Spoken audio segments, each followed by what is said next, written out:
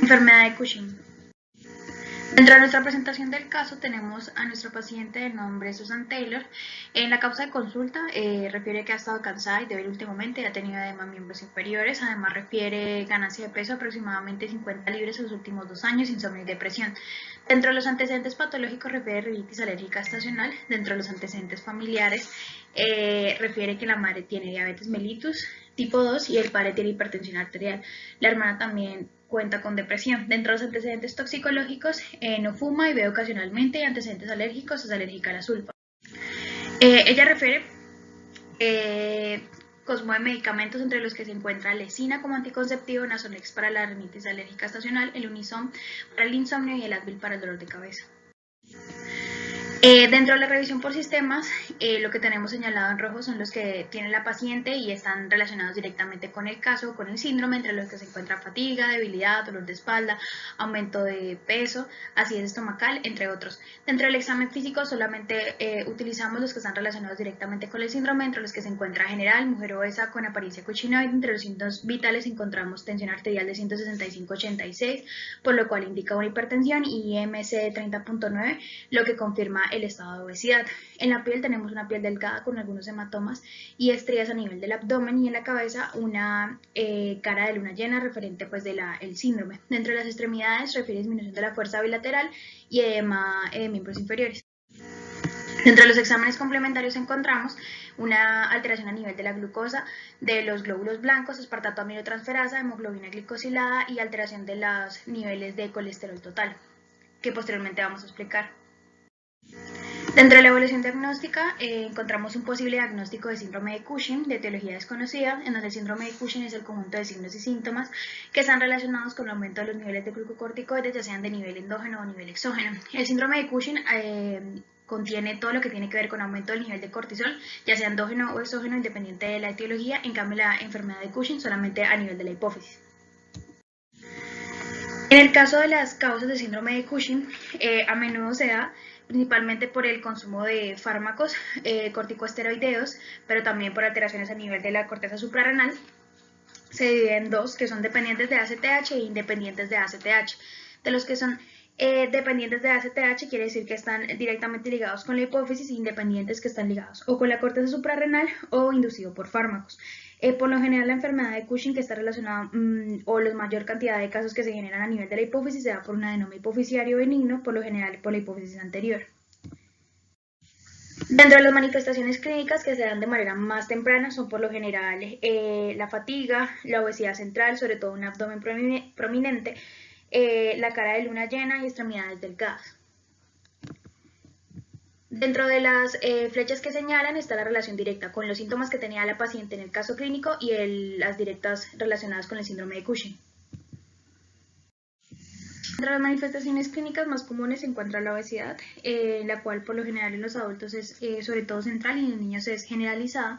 Esta obesidad se genera porque los glucocorticoides empiezan a acumular en el tejido adiposo, generando una lipólisis, generando una liberación de los ácidos grasos a nivel de sangre, generando aumento de colesterol, aumento de triglicéridos, disminución del HDL, y además generan un aumento de la adipogenia. En el caso de los huesos vamos a encontrar que los pacientes que ya llevan bastante tiempo con el síndrome de Cushing van a generar una disminución de la talla generada por un colapso osteoporótico vertebral, o también por una osteonecrosis, que por lo general se da a nivel del fémur y el húmero en las cabezas de estos, y también inhibe la función de osteoplastia, que es la que induce pues la osteoporosis. En la hipertensión arterial, los glucocorticoides lo que inducen es que generan un aumento de la sensibilidad del músculo a las catecolaminas y a la angiotensina tipo 2, además estimulan el óxido nítrico generando una vasoconstricción, y a nivel de la nefrona van a estimular la retención de sodio y la eliminación de potasio generando una hipopotasemia. En el caso de la intolerancia a la glucosa, de por sí los glucocorticoides inducen un aumento de la glucosa a nivel sanguíneo por una alteración a nivel del metabolismo del glucógeno, y también estimulan a nivel del hígado la síntesis de glucosa, e inhiben el cortisol de por sí, inhibe la captación y la utilización de la glucosa. Además de eso, estimulan el hígado para el aumento de la síntesis de lipoproteínas, aumentando el colesterol total y los triglicéridos. Dentro de la explicación de los paraclínicos que tenía la paciente, encontramos que tenía los leucocitos elevados porque los glucocorticoides inducen esta elevación.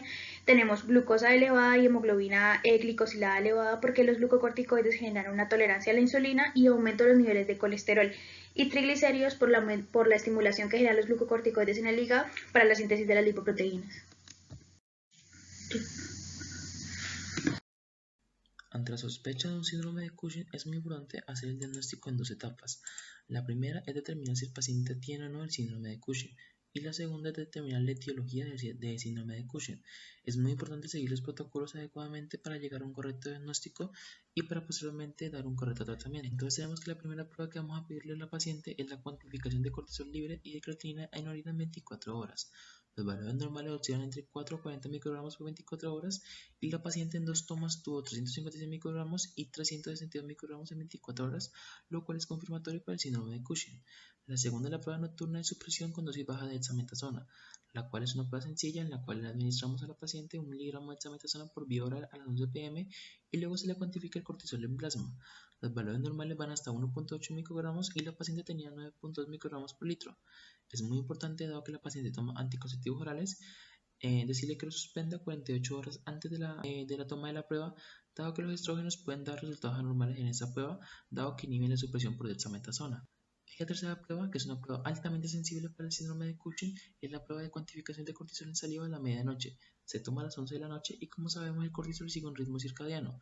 En pacientes normales, como podemos observar, los valores en las horas de la noche son bastante bajos. En cambio, en pacientes con enfermedad de Cushing o síndrome de Cushing, los valores se mantienen bastante altos, por lo tanto, es muy indicativo de enfermedad de Cushing. El valor de la paciente era de 0.54 microgramos por litro comparados con los valores normales que son de 0.13 a 0.43 microgramos por decilitro.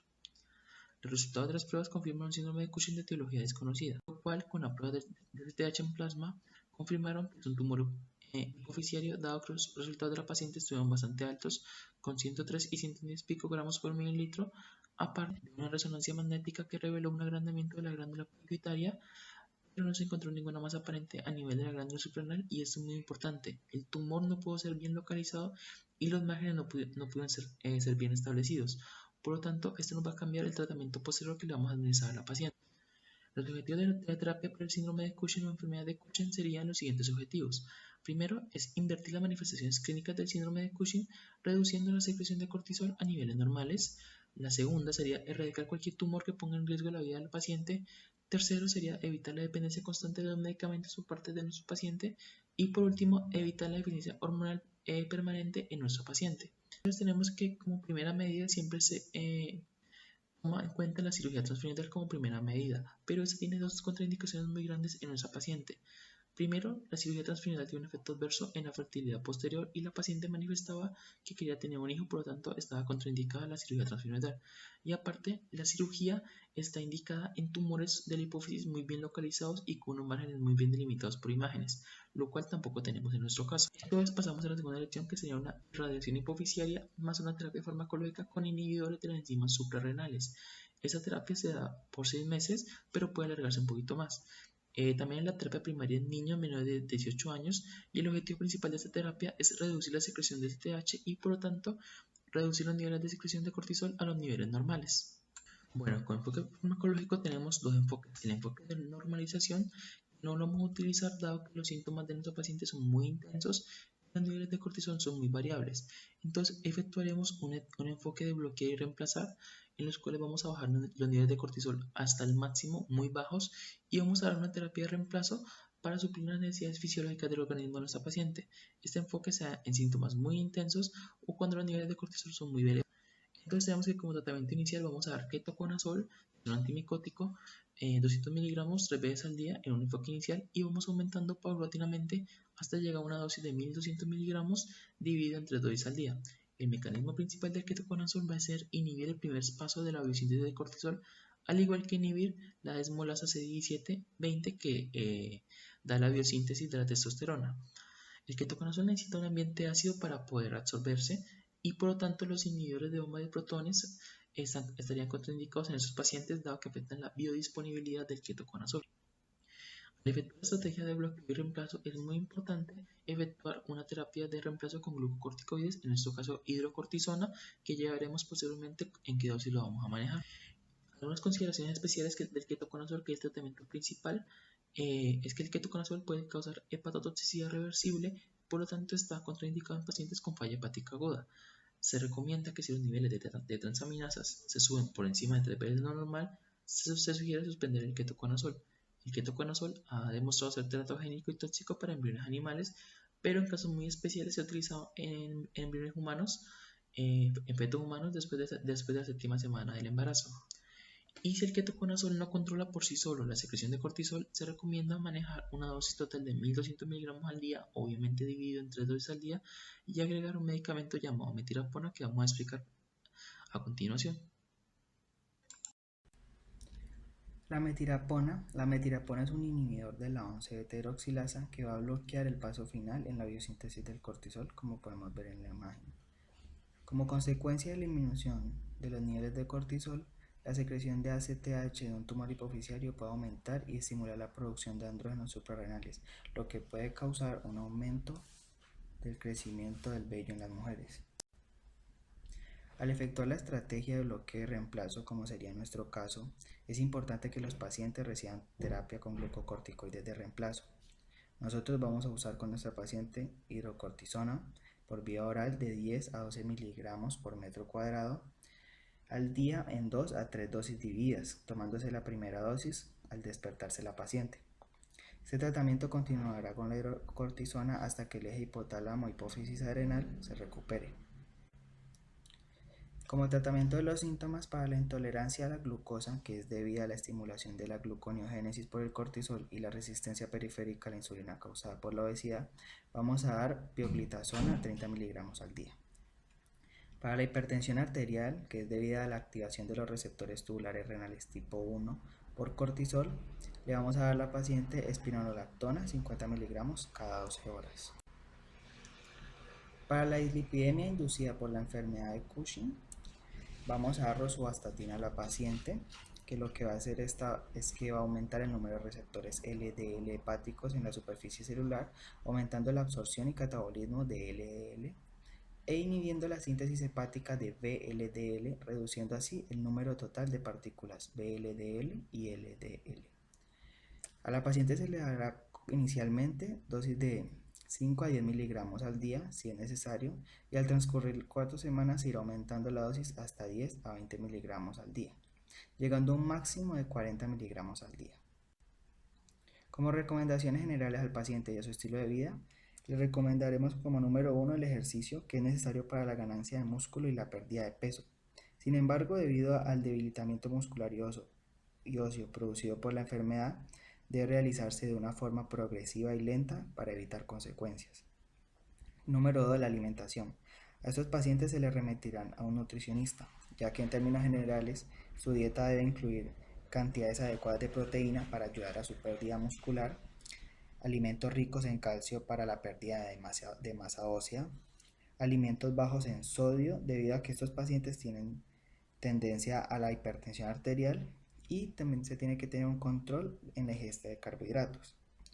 Como tercero, estos pacientes tienen alta tendencia a la depresión, por lo que es recomendable que acuda a un profesional de la salud mental para que mejore sus condiciones de vida. Evolución del paciente. A la paciente se le da un diagnóstico de osteoporosis inducida por esteroides. Un mes después de iniciación de los agentes mencionados, ella reportó un aumento de la debilidad, calambre en las piernas y palpitaciones. La osteoporosis es común en los pacientes con síndrome de Cushing y es causada por la disminución de la absorción intestinal del calcio, la disminución de la formación ósea y el aumento de la reabsorción ósea y la disminución de la reabsorción renal de calcio.